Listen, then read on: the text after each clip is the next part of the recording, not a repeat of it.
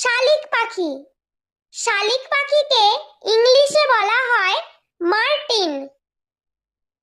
চড়ুই। চড়ুইকে ইংলিশে বলা হয় স্প্যারো।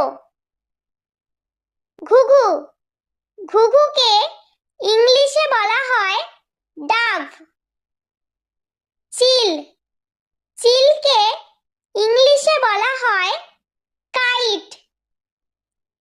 হাঁস। হাঁসকে ইংলিশে বলা হয় ডাক। রাজহংসী।